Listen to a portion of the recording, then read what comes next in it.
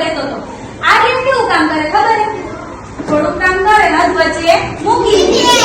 પૂરું કાઈ કામ કરે નહીં. એને એમ થાય કે મેં આટલું કામ કર્યું, મને તો કાઈ હાથ મળ્યું નહીં, તો એમ કરીને ઈ કામ છે ઈ અધ વચ્ચે મૂકી દે. તો પછી એક વખત દાદાએ વિચાર્યું કે આર્યનનું કાઈ કરવું પડશે. તો દાદાએ છે ઈ બીજ આપ્યું. આપણે ઝાડવું વાવીએ ને, ઝાડ વાવીએ તો એને એક નાનું બીજ આપ્યું. ઈ કે બેટા આર્યન, ઈ કે આ બીજ છે ને ઈ તું ઈ કે ઝાડમાં ઈ કે ઈ ઝાડવું મોટું થાય એના માટે તું બીજ વાવજે. ઈ કે દરરોજ તું એમાં નિયમિત પાણી પાઈશ અને એની ઈ કે સાર સંભાળ રાખીશ ને તો એક દિવસ તને ઈ સારું મસ્ત મજાનું બીજ આપશે. તો આર્યને એક દિવસ છોડને પાણી પાયું, બીજા દિવસે પાણી પાયું, પણ એને કાંઈ મળ્યું નહીં. તો આર્યન તો કંટાળી ગયું. ઈ કે લે, મેં તો આટલા 2 દિવસથી પાણી પાઉં છું અને મને તો કાંઈ મળ્યું નહીં. તો આર્યન દાદા પાસે ગયો. ઈ કે દાદા દાદા, હું તો 2 દિવસથી પાણી પાઉં છું પણ આમાં મને કાંઈ મળતું નથી. દાદા હસીને બોલ્યા. ઈ કે અરે બેટા, ઈ કે એમ ન મળે કે 1-2 દિવસ તું મહેનત કર તો એમ કાંઈ મળે નહીં.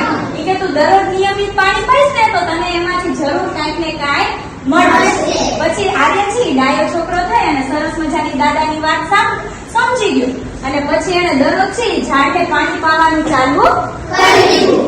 પછી શું કર્યું? દરરોજ પાણી પાય, દરરોજ પાણી પાય. અને એક દિવસ છે એ જે નાનું હતું બીજ હતું ને એમાંથી એક સરસ મજાનો છોડ થયો. પાછું દરરોજ પાણી પાવા માંડ્યો, એમાંથી સરસ મજાનું ઝાડ બન્યું. અને એ ઝાડમાં હજી તો થોડું મોટું થયું ને ત્યાં તો સરસ મજાના ફૂલ આવ્યા, ફળ આવ્યા.